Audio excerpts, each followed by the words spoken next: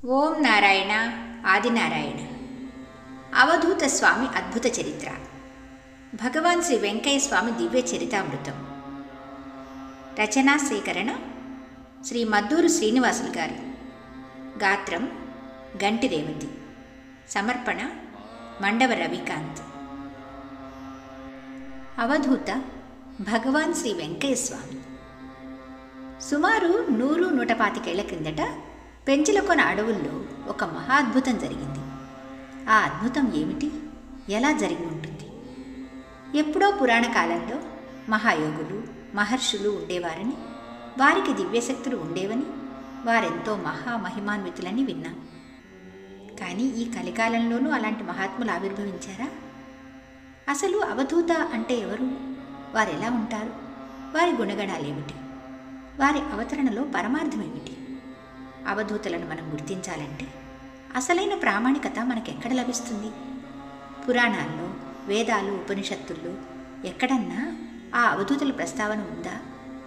అసలు అవధూతల అవతరణలో రహస్యమేమిటి? భగవదవతార రూపంగా అవతరించిన అవధూత చక్రవర్తి భగవాన్ శ్రీ వెంకయ్య స్వామి వారి జీవితంలోని విచిత్రాలేమిటి? ఆ స్వామివారి మహిమలు, లీలలు, అద్భుతాలు ఏమిటి? అవధూత స్వామి అద్భుత చరిత్రలో వీటన్నిటికీ సమాధానాలు మనకు లభిస్తాయి. ఎంతో ఆసక్తికరమైన మహిమాన్వితమైన చరిత్ర భగవాన్ శ్రీ వెంకయ్య స్వామి వారిది. అందుకే భగవాన్ వెంకయ్య స్వామి చరిత్రను చదవడం, తద్వారా ఆ స్వామివారి కృపను పొందడం ఎంతో పుణ్యం. అది మనందరి భాగ్యం.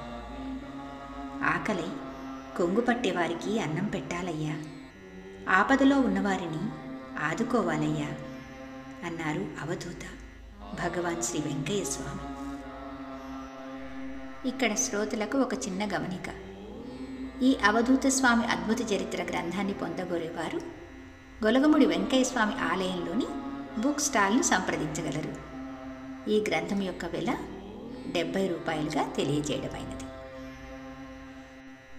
ఇక ఈ గ్రంథ పఠనంలోనికి ప్రవేశిద్దాము. అవధూత స్వామి అద్భుత చరిత్ర మొదటి అధ్యాయము. కారణ జన్ములు భగవాన్ శ్రీ వెంకయ్య స్వామి. వెంకయ్య స్వామి అంటే ఎవరు? భగవాన్ శ్రీ వెంకయ్య స్వామి వారు దత్తావతారమని కొందరు, గురు స్వరూపమని మరికొందరు, సాక్షాత్తు శ్రీమన్నారాయణుని అంశయ్యేనని ఇంకొందరు, పిలిచిన పలికే దైవమని కొందరు, ఇలా ఎవరికి తోచినట్లు వారు భావిస్తుంటారు. అయితే ఎవరెలా అనుకున్నా శ్రీ వెంకయ్య స్వామి వారు మాత్రం మహాయోగి, యోగ యోగీశ్వరుడు, దైవాంశ సంభూతుడైన మహా అవధూత అన్నది నిర్వివాదాంశం. లోక కళ్యాణం కోసం ఈ కలియుగంలో సామాన్యమైన మానవ రూపంలో అవతరించిన అవధూత భగవాన్ శ్రీ వెంకయ్య స్వామివారు.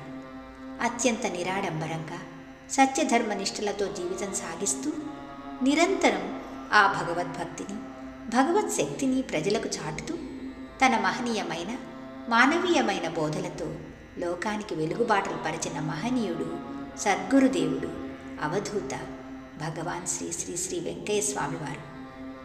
అవధూతుడు అంటే దిగంబర సన్యాసి అని శబ్దరత్నాకరం నిఘంటువు అర్థం చెబుతోంది. అవధూతుడు అన్న వ్యావహారికంలో అవధూత అన్న ఒకటే. అందుకు తగినట్లే స్వామివారు పరమయోగి, సర్వసంగ పరిత్యాగి. చిన్నతనంలోనే తల్లిదండ్రులను, తోబుట్టువులను, బంధుమిత్రులందరినీ విడనాడి లోకంలోని లౌకికపరమైన వ్యవహారాలన్నిటినీ పరిత్యజించి ఒక సాధారణ యోగిలా తన లోకంలో తానుండిపోయారు. వంటిపై కౌపీని ధరించి ఎండనక వాడనక అగ్నిగుండం వెలిగించి ఎండిపోయిన ఓ తాటాకు మీదనే కూర్చుని పగలు రాత్రి అనే తేడా లేకుండా, ఆకలి దప్పులు అనుకోకుండా ఓం నారాయణ ఆదినారాయణ అనుకుంటూ తంబూరా మీటుకుంటూ తనలో తనే మాట్లాడుకుంటూ ఎప్పుడూ ఆ భగవంతుని ధ్యానంలోని, ఏదో పరధ్యానంలోని రోజుల తరబడి ఉండిపోయేవారు. తాను అన్నీ తెలిసిన సర్వజ్ఞుడే అయినా చూసేందుకు మాత్రం అత్యంత సాధారణమైన ఒక యోగిగాని అందరికీ దర్శనమిచ్చేవారు. స్వామివారిని ఆ స్థితిలో దర్శించుకున్న వేలాది మంది భక్తజనులందరికీ ఇదంతా బాగా తెలిసిన విషయమే. ఇందులో ఎలాంటి అతిశయోక్తులు లేవు. అయితే అలా ఉండగలగడం అన్నది సామాన్యులకు సాధ్యపడేది కానే కాదు. ఇది అసాధారణమైన విషయం. అనితర సాధ్యం. పరమయోగులు, అవధూతులకు మాత్రమే ఇలాంటి దివ్యమైన యోగం ప్రాప్తిస్తుంది. ఎల్లవేళలా ఆత్మస్థితిలోనే ఉంటూ హృదయపీఠంలో ఆ పరమాత్మను దర్శించగలిగే మహనీయులకు మాత్రమే ఇది సాధ్యం. అందుకే స్వామివారు సామాన్యులు కారని, వారు కారణ జన్ములని మనకు స్పష్టమవుతుంది. అందుకు గుర్తుగా సంపూర్ణ విశ్వాసంతో ఇక్కడికొచ్చి ఏదనుకుంటే అది జరిగిపోతుండ్లాయ్యా అన్నారు స్వామివారు గొలగముడికి వచ్చి తనని దర్శించుకున్న భక్తులతో. ఇది 100% నిజమని భక్తకోటికి అంతా తెలిసిన విషయమే కదా. అయినా ఇది కలియుగం. కలిమాయ అంతటా ఆవరించి తన ప్రభావం చూపుతూనే ఉంటుంది. సాక్షాత్తు ఆ భగవంతుడే ఎదురుగా వచ్చి నిల్చున్నా కనుగొనలేని అజ్ఞానం కమ్మివేస్తుంటుంది. అందుకే భగవత్ స్వరూపుడైన వెంకయ్య స్వామిని కూడా కొంతమంది జనం అప్పట్లో పిచ్చెంకయ్య అని పరిహసించిన సందర్భాలు లేకపోలేదు. అయినా అలా మతిభ్రమించిన వ్యక్తే అయితే అందరూ ఓం నారాయణ ఆదినారాయణ నామజపంతో ధరించండి అని ఎక్కడో వేదాల్లోనో ఉపనిషత్తుల్లోనో ఉన్న ఆ భగవంతుని చేరుకుని అత్యద్భుతమైన తారక మంత్రాన్ని ఏరికోరి తన భక్తులకు ఉపదేశించగలడా? మతి భ్రమించిన వ్యక్తులు ఎవరైనా సరే ఎక్కడెక్కడి నుంచో ఎంతో కష్టపడి రోజు కట్టెలు కొట్టి తెచ్చుకుని మంటలు వెలిగించి నిరంతరం అగ్నిగుండం వేయగలరా? తంబూరా పట్టుకుని ఓం నారాయణ ఆదినారాయణ అని నిరంతరం జపిస్తూ ఆకలి దప్పులు అనుకోకుండా రోజుల తరబడి ఏకదీక్షగా భగవద్ధ్యానంలో ఉండగలరా? అంతేకాక తమ వద్దకు వచ్చిన భక్తుల బాధలన్నీ విని ఆ బాధలు సమసిపోయేట్లు చేయగలరా? అందులోనూ తానేమి చెప్తే అది జరగడం అంటే మాటలా? మతి భ్రమించిన వ్యక్తుల విషయంలో అలా సాధ్యమవుతుందా? అందరినీ సమానంగా చూసుకుంటే భగవంతుడు కనిపిస్తుండ్లాయ్యా అనడం ఎంత గొప్ప మాట. ఆశ పోతే అంతా పోతుండ్లాయ్యా అని చెప్పాలంటే ఎంత అమోఘమైన జ్ఞానం కావాలి. అగ్నిగుండం అంటే కోటి లింగాల పూజ కదయ్యా అనడానికి తనకెంత అద్వితీయమైన భక్తి జ్ఞానం ఉండాలి. ఎన్ని వేదాలు, ఎన్ని పురాణాలు, ఎన్ని ఉపనిషత్తుల సారమో ఇలాంటి మాటలు, ఎన్ని జీవితాల సారమో ఇలాంటి బోధనలు. భక్తుల కష్టాలు తీర్చడానికి, వారిని భక్తి మార్గంలో పెట్టడానికి పిచ్చివారెవరైనా ఇలాంటి మహనీయమైన బోధనలు చేయగలరా? చిన్నతనంలోనే బడి మానేసి అక్షరాలు కూడా సరిగా కలబలుక్కోలేని స్వామివారు ఎక్కడో వేదాలు ఉపనిషత్తుల్లోని సారాంశాన్నంతా చిన్న చిన్న మాటల్లోనే చెప్తూ మానవాళి తరించిపోయే భక్తి జ్ఞాన రహస్యాలన్నిటినీ అవలీలగా చెప్పారంటే ఏమనుకోవాలి? శ్రీ స్వామివారు అవధూతగా మారిన తర్వాత అనేక గ్రామాల్లో తిరుగుతూ అశేష భక్త జనానికి చేసిన సేవలు, చూపిన మహిమలు, కొల్లలు, కోకొల్లలు, భక్తుల కష్టాలు ఎప్పుడు తీరుతాయో, ఎలా తీరుతాయో చెప్తూ అద్వితీయమైన విధంగా సృష్టి చీటీలు వ్రాయించివ్వడం, అభయహస్తముద్రికలతో అభయం ప్రసాదించడం, నూలు దారాలని రక్షాదారాలుగా కట్టి భక్తులను అనుగ్రహించడం అవధూతుల చరిత్రలోనే ఎంతో అరుదైన విషయం. సృష్టి చీటీల్లో శ్రీ స్వామివారు వ్రాయించిన విధంగానే భక్తుల జీవితాల్లో జరిగి తీరడం ఎంత విచిత్రం! ఇంతటి మహిమాన్వితమైన అవధూత మానవాళికి ఒక వరం కాదా? ఇలాంటి అసాధారణ మహిమలను, లీలలను మతిభ్రమించిన వారు చూపగలరా?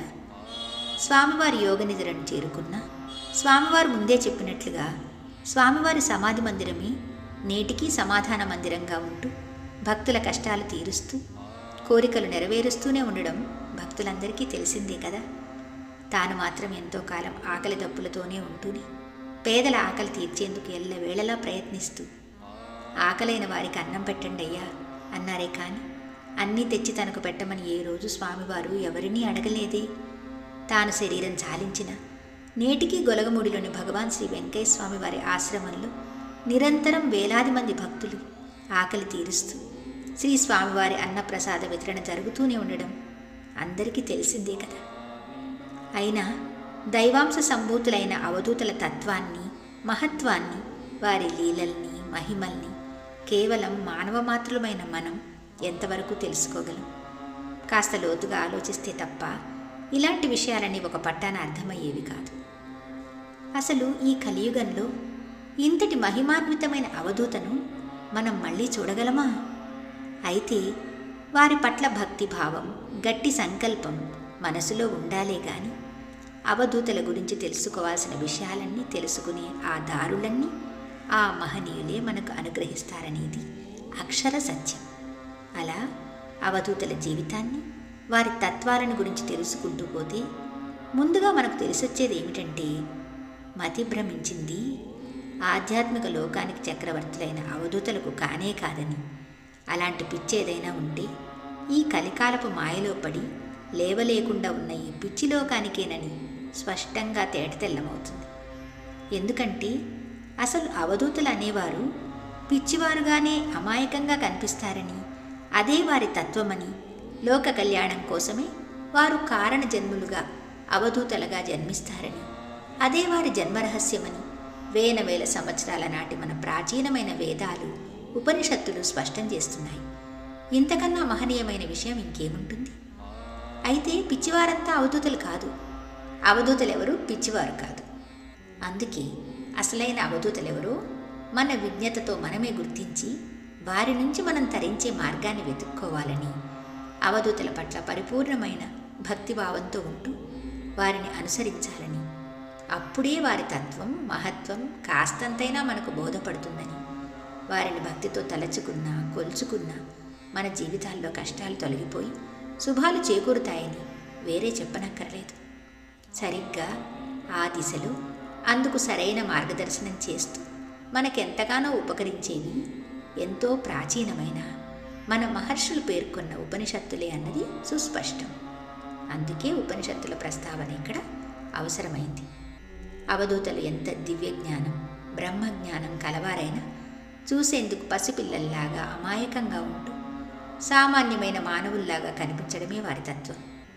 కానీ వారు అసామాన్యులన్నది ఆ తర్వాత మనకు బోధపడుతుంది. అవధూత శ్రీ వెంకయ్య స్వామి వారు అంతటి దివ్యత్వం కలవారు కనుకనే ఎందరో పేద జనులకు, ముఖ్యంగా గ్రామీణ ప్రాంత ప్రజలకు పరమ దైవంగా ఉంటూ వారిని అనుగ్రహించేవారు. అందులోనూ శ్రీ వెంకయ్య స్వామి వారు పరమ దయామూర్తి. దుర్భరమైన పేదరికంతో, నానా రకాల వ్యాధుల బాధలతో, ఎవరూ నయం చేయలేని దీర్ఘకాలిక జబ్బులతో, ఇంకా అనేక రకాలైన కష్ట నష్టాలతో తల్లడిల్లే దీనజనులకు బంధువు, ఆత్మబంధువు ఆయనే. అందరి బాధలు తీర్చి, వారి కష్టాలు కడతీర్చి, వారి జీవితాల్లో కొత్త వెలుగులు ప్రసరింపచేసింది, నేటికీ అలా ప్రసరింపచేస్తున్నది ఆయనే. శ్రీ స్వామివారి జీవిత చరిత్రను తరచి చూస్తే ఇలాంటివెన్నో విషయాలు మనకు తెలుస్తాయి. అందుకే ఆ అవధూత స్వామి దివ్య చరిత్ర ఒక అద్భుత చరిత్ర అని చెప్పడం. మీ అందరి కరకమలాల్లో ఉన్న ఆ మహాపురుషుని మహనీయ చరిత్రే ఈ అవధూత స్వామి అద్భుత చరిత్ర. మీరంతా ఆశాంతం చదవండి, భక్తితో చదవండి, అందరి చేత చదివించండి. ఆ సద్గురుదేవుడైన అవధూత భగవాన్ శ్రీ వెంకయ్య స్వామి వారి దివ్యానుగ్రహానికి పాత్రులు కండి. ఓం నమో భగవాన్ శ్రీ వెంకయ్య స్వామినే నమః. ఓం నమో శ్రీ అవధూత స్వామినే నమః. ఓం నారాయణ ఆదినారాయణ.